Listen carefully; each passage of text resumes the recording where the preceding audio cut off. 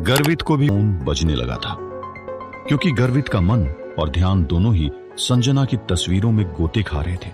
इसलिए गर्वित ने देखा भी नहीं था कि उसे कौन कॉल कर रहा था। जब गर्वित ने अपना फोन हाथ में लिया तो गर्वित की नजर स्क्रीन पर गई थी, लेकिन उसने बिना ध्यान दिए फोन उठा लिया था और फोन को अपने कान के पास ले गया था। गर्वित भाई, गौतम बोल रहा हूं। चूंकि गर्वित का ध्यान ही नहीं था, इसलिए गर्वित के मुंह से बस हाँ निकला और गर्वित ये तक पूछना भूल गया कि उसने गर्वित को आखिर कॉल क्यों किया है। बस फोन को अपने कान के पास रखकर गर्वित शांत पड़ गया था।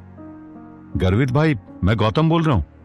गौतम ने दोबारा अपना नाम बोलते हुए गर्वित को अपने कॉल करने का एहसास करवाया। गौतम की आवाज थोड़ी अलग थी। ऐसा लग रहा था जैसे मानो वो इसी मुसीबत में फंस गया हो, लेकिन गर्वित ये नहीं जानता था कि मुसीबत उसके सर पर आने वाली थी। गर्वित अभी भी शांत ही रहा। कुछ सेकंड्स बाद गर्वित ने अपने कानों में गौतम के मुंह से निकले कुछ गंभीर शब्द सुने। गर्वित भाई, तेरी बीवी नहीं है क्या? मेरी बीवी नहीं है? तो किसकी बीवी है? ये सब चल क्या रहा है? गर्वित ने मन ही मन सोचा और वो पूरी तरह से चौंक गया था। लेकिन तभी उसने सोचा कि शायद या तो गौतम नींद में है या फिर उसने ज्यादा पी ली है। इसलिए गर्वित ने गौतम की बात को नजरअंदाज किया या फिर यूं कहें कि हल्के में ले लिया था। गर्वित यार, मेरी बात ध्यान से सुन। मैं तुझे न 2 तस्वीर भेज रहा हूं, उन्हें ध्यान से देख। गौतम की आवाज कभी भी गर्वित से बात करते हुए इतनी नहीं कांपी थी।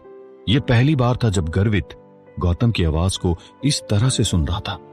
जैसे ही गौतम का बोलना खत्म हुआ, वैसे ही गर्वित ने फोन को स्पीकर पर डाला और अपना व्हाट्सएप खोला। व्हाट्सएप खुलते ही गर्वित के सामने संजना की 2 तस्वीर आ गई थी। एक तस्वीर गर्वित के छोटे राजमहल की थी, जहां पर उसकी परेशान करने वाली औरत अपने हाथ में कचरे की थैली लेकर बड़े कूड़ेदान की तरफ बढ़ रही थी। उसका चेहरा बिगड़ा हुआ था और बाल भी बिखरे हुए थे। दूसरी तस्वीर गैलेक्सी अपार्टमेंट के बाहर की थी, जहां पर उसकी परेशान करने वाली औरत ड्राइवर के पास वाली सीट पर बैठी हुई थी और उसकी मैनेजर गौरी गुप्ता कार चला रही थी। चूंकि दोनों ही तस्वीर डिजिटल कैमरे से ली गई थी, इसलिए दोनों ही तस्वीर पर नीचे उनका खींचने का समय दिखाई दे रहा था। दोनों ही तस्वीर करीब 11:30 के आसपास की थी। भाई गर्वित, तूने देखा? तेरी बीवी एक ही समय पर 2 जगह घूम रही है। इसका क्या मतलब है? क्या तू 2 बीवियां लेकर घूम रहा है? गौतम ने गर्वित से कहा। क्या मेरी 2 बीवियां? और मुझे पता तक नहीं। गर्वित ने मन ही मन हंसते हुए सोचा और वो गौतम को बुलशिट कहना चाहता था, लेकिन संजना की आंखों ने इन तस्वीरों में भी गर्वित का ध्यान अपनी ओर आकर्षित कर दिया था। गर्वित की जुबान से बुलशिट शब्द निकलने ही वाला था। वो उसके मुंह में अटक सा गया था। जिस फोटो में परेशान करने वाली औरत छोटे राजमहल में दिख रही थी, उसकी आंखों से गर्वित परिचित था और गर्वित को वो आंखें आकर्षित करती थी और गर्वित को उन्हीं आंखों से प्यार हो गया था। लेकिन जो दूसरी तस्वीर थी, जिसमें संजना गौरी गुप्ता के साथ नजर आ रही थी, उन आंखों को देखकर गर्वित को कुछ अजीब लग रहा था और वो आंखें उसे बिल्कुल भी नहीं भा रही थी। छोटे राजमहल में तो मुझे मेरी परेशान करने वाली औरत दिखाई दे रही है, लेकिन अगर मेरी परेशान करने वाली औरत छोटे राजमहल में है तो उसी वक्त गौरी गुप्ता के साथ ये जो संजना है वो कौन है? गर्वित ने मन ही मन सोचा और सरल शब्दों में गर्वित भी यही जानना चाहता था कि उन दोनों में से उसकी असली परेशान करने वाली औरत कौन सी है।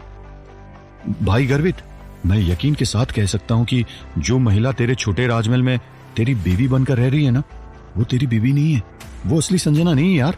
जो तूने दूसरी फोटो में देखी होगी ना, जिसमें संजना अपनी मैनेजर के साथ है, वो तेरी असली बीवी है, असली संजना। गौतम को एहसास हुआ कि उसकी बात से कोई फर्क नहीं पड़ रहा है, इसलिए थोड़ा रुकने के बाद गौतम ने दोबारा कहा, गर्वित भाई, सीधी सी बात है, जो महिला तेरे छोटे राजमहल में है ना, वो नकली है, फर्जी औरत है वो। क्या मेरी परेशान करने वाली औरत संजना नहीं है? ये सोचते हुए गर्वित हल्का सा निराश हुआ, लेकिन जल्द ही अपने आप को संभालते हुए उसने इस मामले को जड़ से खोदने की शुरुआत करते हुए गौतम से कहा, ये सब तुझे कैसे पता चला? माधुरी, संजना की चचेरी बहन, उसी ने मुझे बताया है। माधुरी आज सुबह तेरे छोटे राजमहल गई थी। उसने कहा कि जो असली संजना है ना, उसके कान के पीछे चोट का निशान है, लेकिन जो तेरे छोटे राजमहल में संजना बनकर रह रही है उसके कान के पीछे कोई चोट का निशान नहीं है यार। माधुरी और संजना दोनों बहनें हैं, उन्हें एक दूसरे के बारे में ज्यादा बातें पता है तो शायद और लोग नहीं जानते होंगे। जैसा माधुरी ने गौतम को कहा वैसे का वैसा गौतम ने भी गर्वित को सब कुछ बता दिया था। लेकिन गौतम के दिमाग में भी एक शक था जो माधुरी के दिमाग में भी आया था।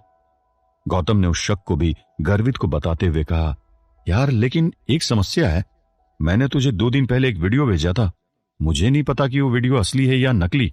लेकिन तू सोच, अगर तेरे छोटे राजमहल में जो महिला रह रही है और वो नकली है तो वो वीडियो में तेरे बारे में वो सब कुछ क्यों बोलेगी? उसे क्या करना है संजना के करियर से? और अगर वो वीडियो वाली संजना असली है तो वो तो तेरे साथ तेरे छोटे राजमहल में रह ही नहीं रही है, तो उसने वीडियो में गर्भ निरोधक गोली किस खुशी में खाई? गौतम के मुंह से जो भी शब्द बाहर आए थे वो बड़े ही कठिन शब्द थे। उन्हें सुनकर गर्वित चौंक तो गया ही था, साथ ही साथ उसका सर घूमने लग गया था।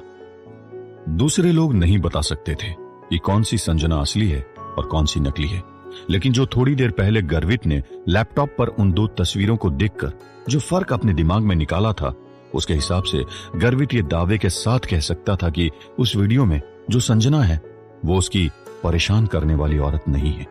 लेकिन गौतम ने तो गर्वित को कहा कि उसकी परेशान करने वाली औरत असली संजना नहीं है। परेशान करने वाली औरत कौन थी?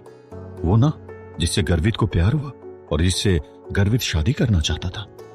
गर्वित ने तो सेक्स सिर्फ और सिर्फ उसकी परेशान करने वाली औरत के साथ किया था, और अगर वो महिला गौतम की नजरों में संदिग्ध है तो फिर असली संजना उस वीडियो में भला गर्भ निरोधक गोली आखिर क्यों ले रही थी?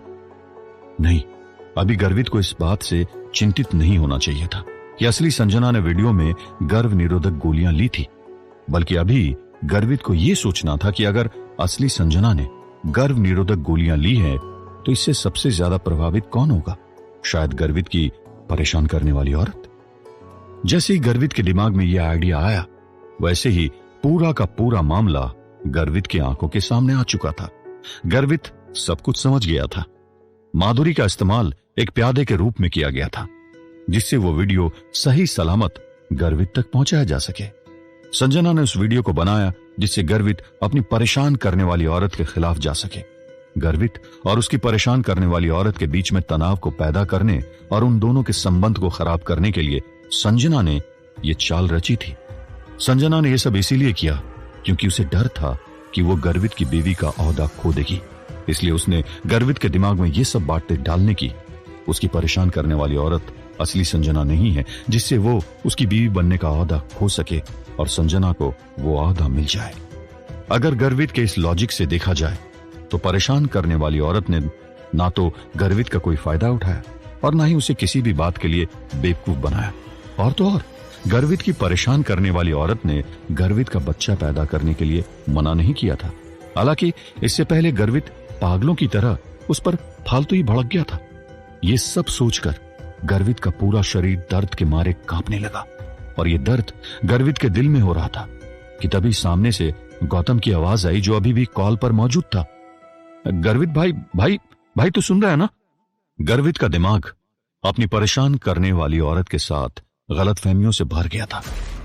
गर्वित ने गौतम को कोई जवाब नहीं दिया, सीधा फोन कट कर दिया था और कुछ देर ऐसे ही फोन को अपने कान पर लगाए बैठे बैठे लंबी लंबी सांसें लेने लगा था। उसके बाद तुरंत ही गर्वित बिस्तर से उठते हुए अपने कमरे से बाहर निकला। गर्वित ने अपने कमरे का दरवाजा बंद भी नहीं किया था और सीधा लक्ष्मण के कमरे के बाहर पहुंचकर जोर जोर से और बार बार घंटियां बजाने लगा था।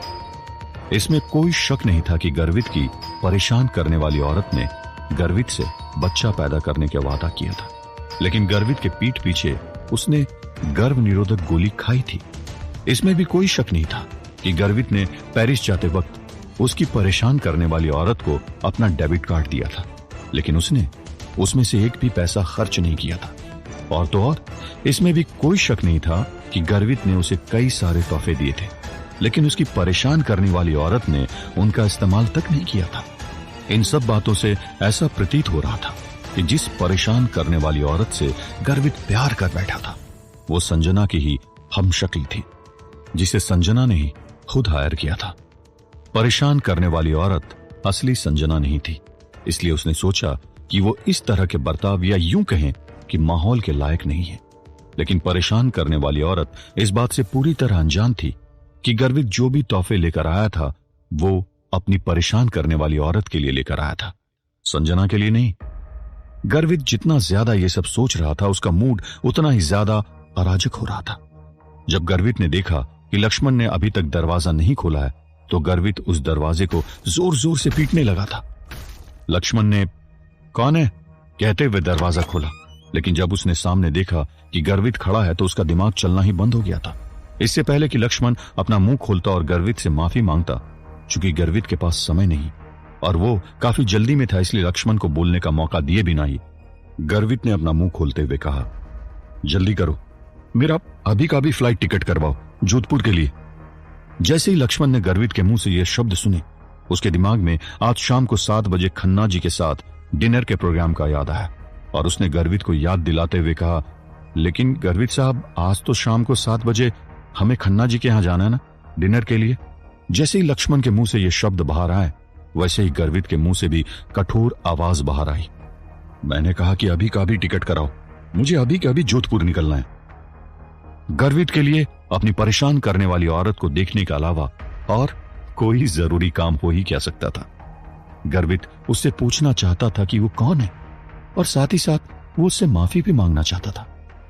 गर्वित की कठोर आवाज सुनकर लक्ष्मण के तोते उड़ गए थे। वो काफी ज्यादा डर गया था। तुरंत ही उसका मुंह बंद हो गया था। जल्दी से अपना फोन बाहर निकालते हुए वो जोधपुर की प्लेन की टिकट बुक करने में व्यस्त हो चुका था। गर्वित साहब, तत्काल से तत्काल शाम के 5:30 बजे की है जोधपुर की फ्लाइट, लक्ष्मण ने गर्वित से कहा। जैसे ही गर्वित ने लक्ष्मण के मुंह से निकले शब्द सुने, वैसे ही गर्वित ने अपनी कलाई में पहनी हुई घड़ी की तरफ नजर दौड़ाई। घड़ी में अभी 1:30 बज रहे थे। अभी भी फ्लाइट को उड़ान भरने के लिए 4 घंटे बाकी थे। गर्वित के चेहरे पर स्पष्ट नाराजगी और चिंता के भाव दिखाई देने लगे थे। इससे पहले कि गर्वित कुछ बोलता, लक्ष्मण ने अपने शब्दों को बदलते हुए वापस कहा, मैं देखता हूं अगर दुरंतो का टिकट मिल जाता है तो। गर्वित के होंठ चल रहे थे, लेकिन उसमें से कोई शब्द नहीं निकल रहे थे। करीब 1 मिनट बाद लक्ष्मण ने गर्वित को एक और जवाब दिया, गर्वित साहब, दुरंतो तो निकल चुकी है और अब कल सुबह तक कोई हाई स्पीड वाली ट्रेन नहीं है। अब क्या करेगा गर्वित? आखिर गर्वित को इतनी जल्दी क्यों हो रही थी जोधपुर पहुंचने की? क्या गर्वित को इससे कोई फर्क नहीं पड़ रहा था कि उसे प्यार संजना से नहीं बल्कि उसकी हमशक्ल से हुआ है? क्या गर्वित इस सच्चाई को खुशी खुशी मानने के लिए तैयार हो चुका था? क्या गर्वित आशना से सही वक्त पर पहुंचते हुए मिल पाएगा, या कुछ ऐसा होगा कि तब तक आशना किरदार बदल चुकी होगी और गर्वित को उससे मिलने का मौका ही नहीं मिलेगा? क्या संजना उसके बाद आशना का किरदार निभाएगी या फिर गर्वित आशना को दर बदर ढूंढेगा? इस प्यार के लिए यह कहना आसान होगा कि यह प्यार नहीं आसान, सिर्फ